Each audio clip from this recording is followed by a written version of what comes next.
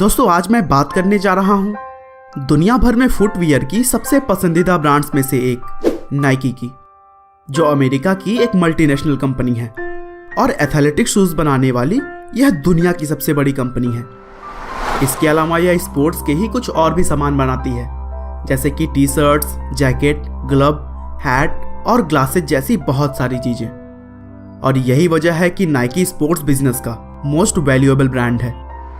दोस्तों शायद बहुत कम लोगों को ही पता होगा कि नाइकी कंपनी की शुरुआत ब्लू रिबन स्पोर्ट्स नाम के साथ हुई थी और इसके जूते को सबसे पहले कार की डिग्गी से बेचना शुरू किया गया था। तो चलिए दोस्तों नाइकी के इस दिलचस्प कहानी को हम शुरू से जानते हैं।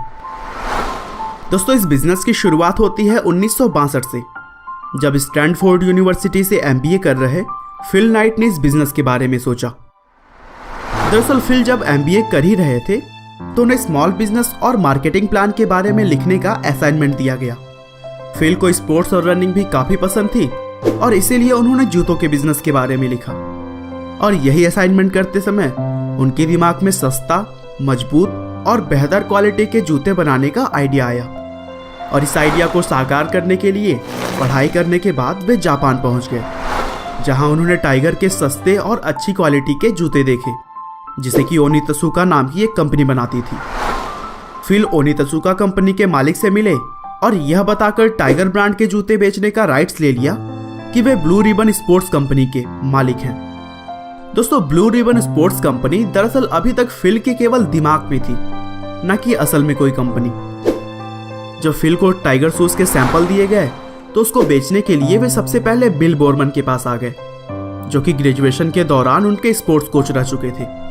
बिल बोरमन ने उस सैंपल जूते को बहुत पसंद किया और साथ ही फिल का बिजनेस मॉडल भी उन्हें लुभा गया और वे फिल राइट के बिजनेस पार्टनर बन गए। आगे चलकर फिल और बोरमन ने मिलकर $1000 की कैपिटल से 25 जनवरी 1964 को ब्लू रिबन स्पोर्ट्स नाम की एक फुटवियर कंपनी बनाई। और फिर सबसे पहले उन्होंने जापान की जूते बनाने वाली कंपनी ओनित्सुका के टाइगर ब्रांड के 300 जोड़े जूते मंगवाए, जिसे उन्होंने स्कूल के बाहर एक कार की डिग्गी से बेचना शुरू किया। अपने पहले साल में उन्होंने कुल 1300 जोड़े जूते बेचे, जिससे उन्होंने करीब $8000 की कमाई करी, जो कि अगले साल ही बढ़कर $20000 तक पहुंच चुकी थी। और फिर 2 साल तक कार की डिग्गी को काउंटर की तरह प्रयोग करने के बाद 1966 में BRS यानी ब्लू रिबन स्पोर्ट्स ने अपना पहला स्टोर कैलिफोर्निया में खोला। अगले ही साल जूतों की हाई डिमांड के चलते उन्होंने डिस्ट्रीब्यूशन के काम को और बढ़ाया और फिर मैसाचुसेट्स में अपना एक और स्टोर खोला। आखिरकार 1971 तक ब्लू रिबन और टाइगर के बीच कॉन्ट्रैक्ट खत्म हो गया और तब ब्लू रिबन स्पोर्ट्स ने अपने खुद के ब्रांड का फुटवियर बनाने का फैसला किया। 30 मई 1971 को कंपनी का नाम आधिकारिक तौर पर ब्लू रिबन स्पोर्ट्स से बदलकर नाइकी कर दिया गया, जो कि यूनान की एक देवी के नाम के ऊपर रखा गया था।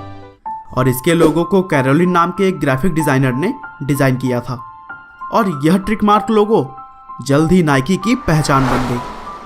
1980 के आसपास नाइकी ने फुटवियर के अलावा भी क्लॉथिंग्स और ट्रैक सूट जैसे कई आइटम अपने बिजनेस में ऐड कर दिए, जो कि अमेरिकन यूथ्स के लिए फैशन का दूसरा नाम बन गई। नाइकी के कलरफुल जूते और स्नीकर्स की वहाँ के टीनेजर्स के बीच खूब डिमांड हुई और यही वजह थी कि 1980 तक नाइकी के शूज ने मार्केट के 50% हिस्से पर अपना कब्जा जमा लिया।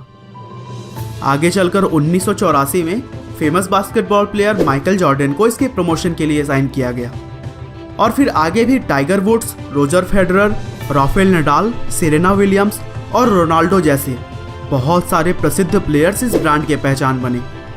इसके अलावा नाइकी 2005 से भारतीय क्रिकेट टीम का भी ऑफिशियल किट स्पॉन्सर है और 2015 तक इस कंपनी का रेवेन्यू बढ़कर $30 बिलियन तक पहुंच चुका था और फिल नाइट दुनिया भर में सबसे धनी लोगों की लिस्ट में 15वें नंबर पर है। दोस्तों अंत में बस मैं यही कहना चाहूँगा, अगर बदलाव लाना है तो आप भी एक छोटे से कदम से शुरुआत कर सकते हैं और एक बार अगर आपने पॉजिटिव माइंड के साथ कोई भी काम शुरू कर दिया तो सफलता आपके कदम जरूर चूमेगी। आपका बहुमूल्य समय देने के लिए बहुत बहुत धन्यवाद। इस वीडियो को लाइक करके आप हमारा मनोबल बढ़ा सकते हैं। दोस्तों अगर आप हमारे वीडियोस को मिस नहीं करना चाहते तो कृपया चैनल को सब्सक्राइब कर लें। आपको यह कहानी कैसी लगी हमें कमेंट करके ज़रूर बताएं। धन्यवाद।